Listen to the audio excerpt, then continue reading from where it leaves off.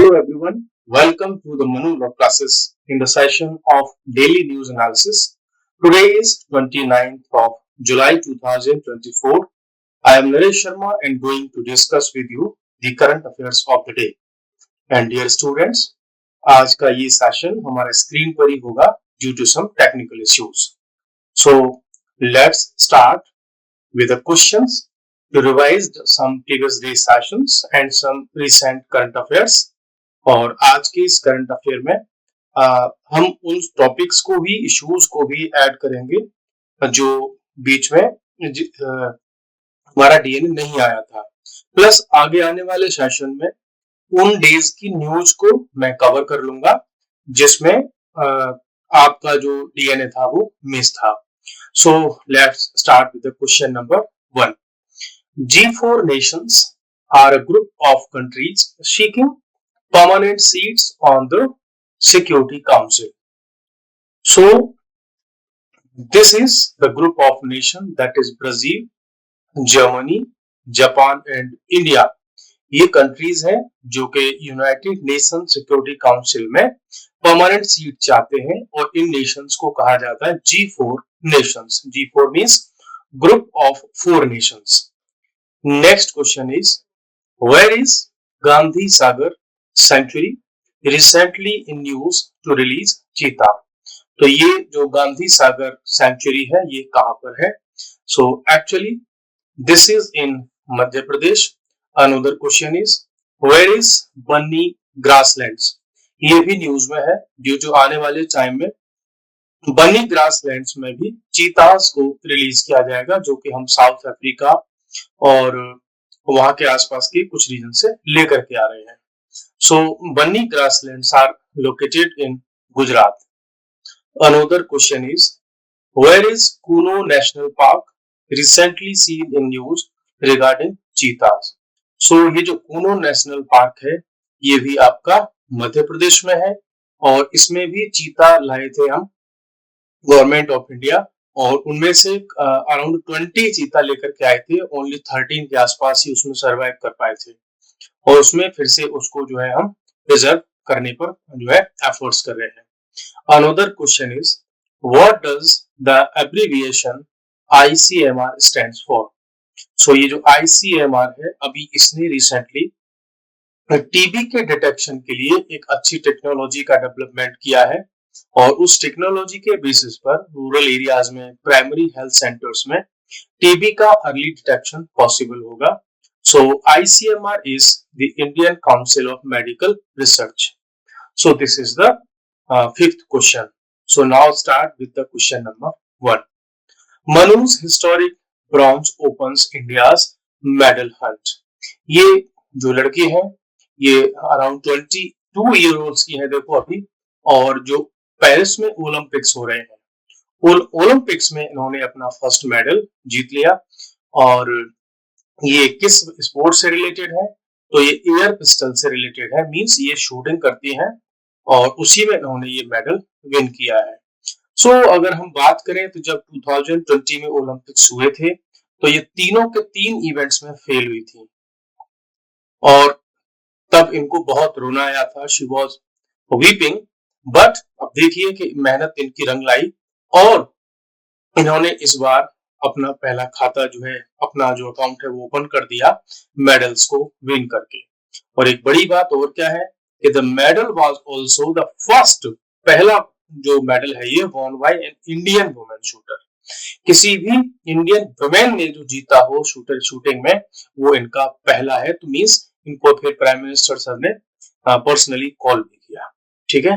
सो यहाँ पर इन्होंने ये बात कही कि देखो लाइफ में अप्स एंड डाउन्स के फेजेस आते हैं बट कंटिन्यूअसली जब हम मेहनत करते हैं तो वो हम आगे निकल ही जाते हैं. इनका देखो नेम आप याद रख लेना, इनका नाम है मनु भाकर और इन्होंने किसमें एयर पिस्टल मींस शूटिंग में अपना जो मेडल है वो सिक्योर किया. और ये मेडल्स कहां पर लिया है? पेरिस ओलंपिक्स में, और पेरिस ओलंपिक्स जो है अभी हो रहे हैं. ठीक है, पेरिस दैट इज कहां पर है? फ्रांस में. नेक्स्ट क्वेश्चन हमारे पास में, टू हेट डे after 3 IAS aspirants drowned in basement. ये एक ऐसी प्रॉब्लम है जिसकी वजह से पहले भी यूपीएससी एस्पिरेंट्स, अदर स्टूडेंट्स की डेथ हुई थी। मुखर्जी नगर में भी डेथ हुई थी।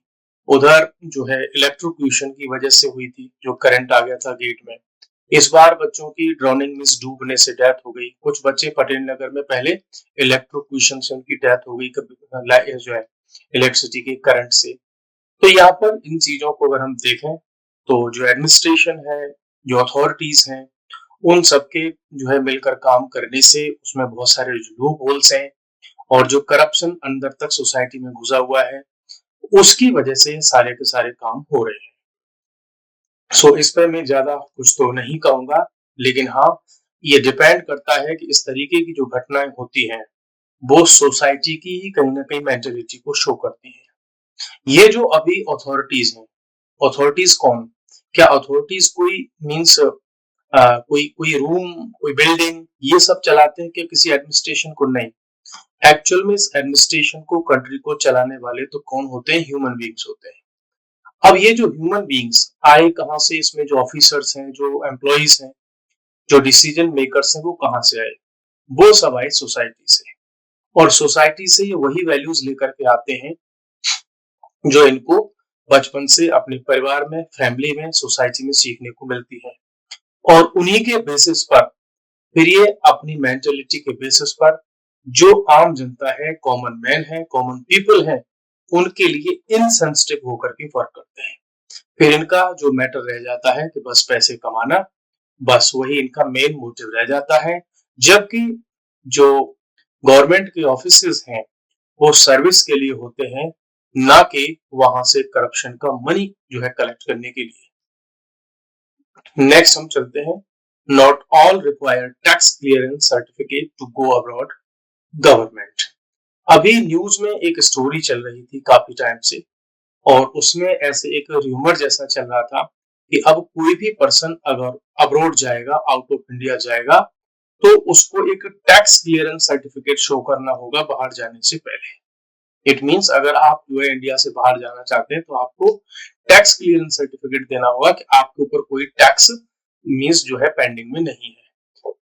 तो ये तो एक बड़ी प्रॉब्लम हो जाती कि हर आदमी को टैक्स ऑफिस के लिए जाना पड़ता है कि भाई मुझे सर्टिफिकेट दे दो कि मेरे ऊपर कोई टैक्स पेंडिंग में नहीं है। गवर्नमेंट ने इसको क्लियर किया कि देखो, ये जो टैक्स क्लियरेंस सर्टिफिकेट से रिलेटेड जो इश्यू है, जो सोसाइटी में, सोशल मीडिया पर सब पर चल रहा है, वो सब इसलिए नहीं है कि एवरी सिटीजन को, एवरी पर्सन को वो टैक्स का क्लियरेंस सर्टिफिकेट शो करना होगा। एक्चुअल में ये only those accused of financial irregularities और having huge tax arrears need it. Means this kind of income, sorry, tax clearance certificate will be applicable only for those जिनके ऊपर cases चल रहे हैं और उनके ऊपर फाइनेंशियल इरेगुलरिटी से रिलेटेड केसेस हैं, या उन्होंने बहुत सारा ह्यूज अमाउंट में टैक्स के एरियर्स को अपने ऊपर बकाया है, उनके पास में पेंडिंग है। मींस उसने, इसमें गवर्नमेंट ने बताया है, if a person has direct tax arrears exceeding 10 lakh rupees so which have not been stayed, और उस पर अगर कोर्ट ने स्टे नहीं लगाई है तो ऐसे लोगों को दिखाना पड़ेगा अपना tax clearance certificate. Why this decision has been taken by the government of India? You know, in recent years, there have been some peoples like जो किंग फिशर के जो मालिक थे, ठीक है, आप उनका नाम जानते ही होंगे, चाहे वो नीरव मोदी हो, मेहुल चौकसी हो, है ना, विजय माल्या हो, जिसकी भी हम बात कर रहे थे, जो किंग फिशर के ओनर विजय माल्या। ऐसे लोगों के ऊपर लाखों करोड़ रुपए का, थाउजेंड्स ऑफ करोड़ का टैक्स था, उनके ऊपर लोन अमाउंट था, और वो इंडिया छोड़ करके भाग गए। आप एक प्रोसेस के बाद ही उनको कभी इंडिया वापस ला सकते हैं, क्योंकि जिस कंट्री में वो इस समय रहते हैं वहां के लॉ के अकॉर्डिंग फिर काम भी होता है। सो गवर्नमेंट ये वाला रूल लेकर के आई है इसलिए। नेक्स्ट अब हम चलते हैं, new job schemes to kick off soon. Somanathan, ये जो हमारे फाइनेंस सेक्रेटरी हैं टीवी सोमनाथन, इनका कहना है कि जो अभी गवर्नमेंट ऑफ इंडिया का बजट आया है, उस बजट में अब हम बहुत ज्यादा फोकस करने वाले हैं employment and skilling. Means skill development और एम्प्लॉयमेंट डेवलपमेंट पर हमारा मेन फोकस इसमें रहने वाला है। और उसमें एक बहुत बड़ा काम इस बार गवर्नमेंट जो करने जा रही है, that is that the government will going to tie up with 500 top companies, और जितने भी जो ग्रेजुएट स्टूडेंट्स होंगे या और भी जो एलिजिबल स्टूडेंट्स होंगे, कैंडिडेट्स होंगे, उन सबको इन कंपनीज में इंटर्नशिप कराई जाएगी, उनको प्रैक्टिकल ट्रेनिंग कराई जाएगी।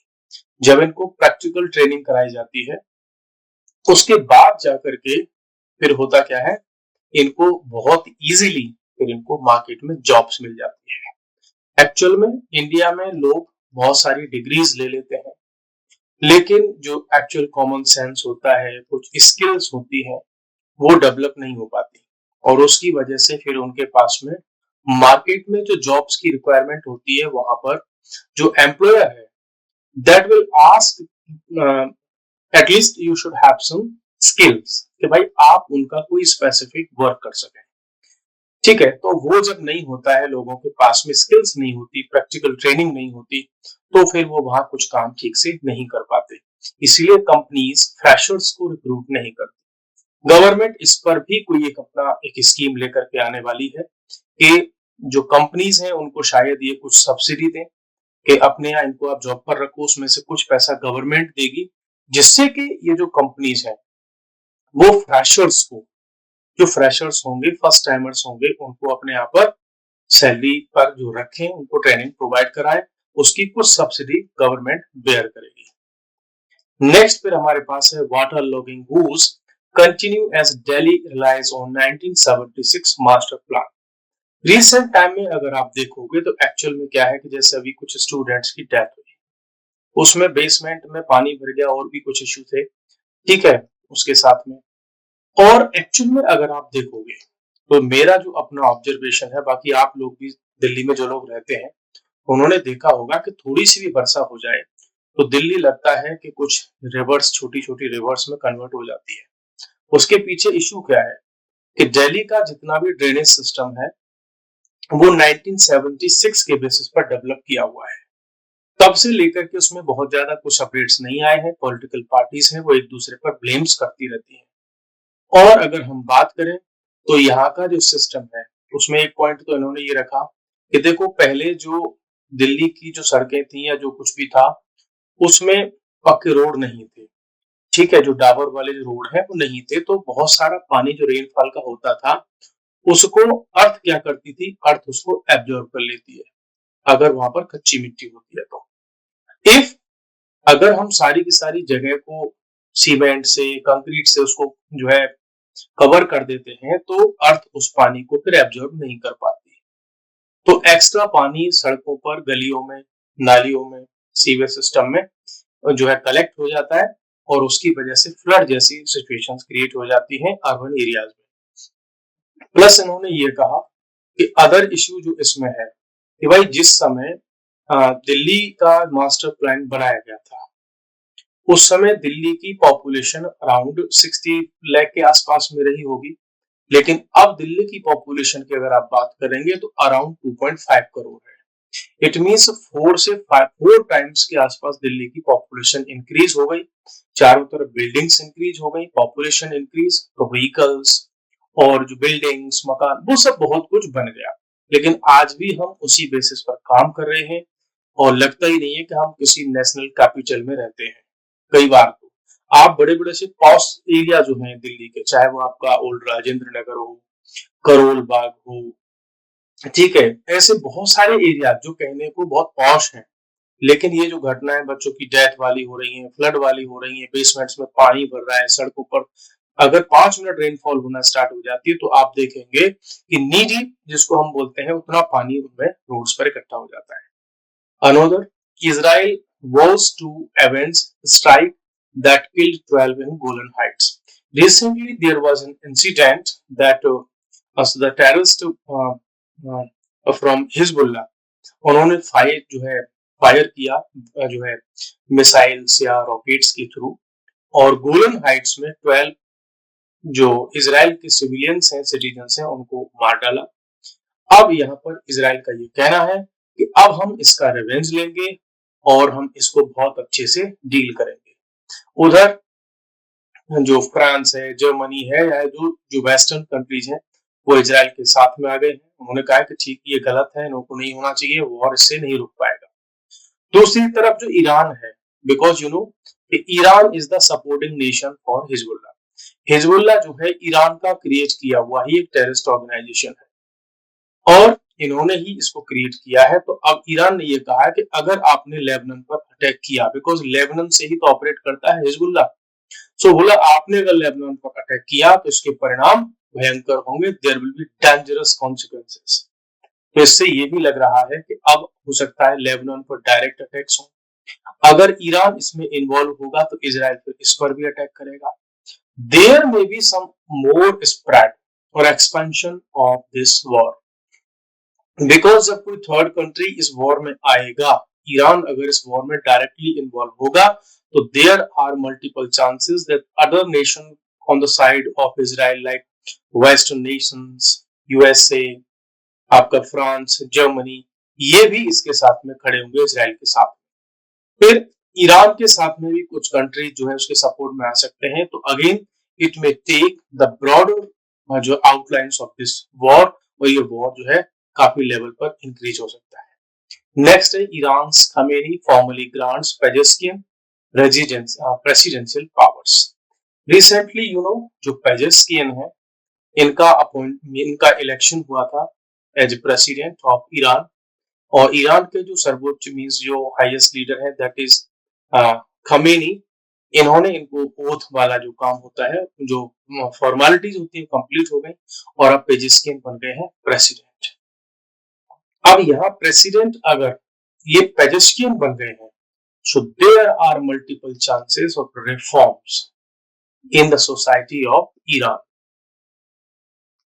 इस पर मैं कोई एक अलग एक लेक्चर लेकर के आऊंगा, बिकॉज अब ये अगर आते हैं पेजेस्कियन तो इनको जो सपोर्ट मिला है वो मिला है जो लोग ईरान में रिफॉर्म्स चाहते हैं, बिकॉज इन्होंने इलेक्शन के टाइम पर कुछ वायदे किए थे स्पेशली वुमेन के लिए कि हम वुमेन के लिए बहुत ज्यादा फ्रीडम लेकर के आएंगे, उनका जो हिजाब है हम उससे उनको मुक्ति दिलाएंगे, जो बुर्का है उससे उनको हम मुक्ति दिलाएंगे, ठीक है। मैन और वुमेन को इक्वल राइट्स देंगे, हम वुमेन को वो राइट देंगे कि वो स्कूल जा सकती हैं, वो रोड पर चल सकती हैं, पार्क में जा सकती हैं, जिम जा सकती हैं, स्पोर्ट्स में पार्टिसिपेट कर सकती हैं, एजुकेशन में पार्टिसिपेट कर सकती हैं। तो such kind of promises have been done by Pezeshkian. अब इन प्रोमिसेस के बेसिस पर ये वर्ल्ड की पॉलिटिक्स है या वर्ल्ड कम्युनिटी है वो ये देख रही है that Iran now may start the journey of reforms. Because अगर मैं आपको 2 पॉइंट और बता देता हूँ, if you go back around 50 years from now, तो ईरान की जो सोसाइटी थी बहुत ज्यादा ओपन सोसाइटी थी, और इतनी ओपन थी कि आप जिस तरीके से वेस्टर्न कंट्रीज में देखते हैं कि लड़कियां अपनी पसंद का कोई भी क्लोथिंग जो वेयर कर सकती हैं, एजुकेशन में जा सकती हैं, स्पोर्ट्स में जो है पार्टिसिपेट कर सकती हैं, बुर्का कोई कंपलसरी नहीं था, ठीक है। जो जैसे वेस्टर्न कंट्रीज के बीचेस होते हैं, चाहे आपका सिंगापुर हो, थाईलैंड हो, इधर इंडिया का गोवा हो, जहां पर आप उन ड्रेसेस को देखते हैं कि गर्ल्स बॉयज अपना कोई भी ड्रेस पहन करके निकल सकते हैं, उस तरीके की ही सोसाइटी ईरान की हुआ करती थी। लेकिन ईरान में उस समय के जो फंडामेंटलिस्ट थे उनकी दाल वहां पर नहीं गल पा रही थी, तो उन्होंने सोसाइटी में एक नया मूवमेंट लेकर के आए थे वो अपनी गवर्नमेंट लाने के लिए। बाकी फिर इसको मैं एक सेपरेट वीडियो में डील करूंगा कि हमारे ही मींस नेबरहुड में ईरान में क्या नए नए चेंज आ रहे हैं और क्या इसकी पॉलिटिक्स है, उसको हम डील करेंगे एक जो सेपरेट वीडियो में। So guys, today we have completed multiple articles and we will meet again in another session. So bye bye. Thank you very much.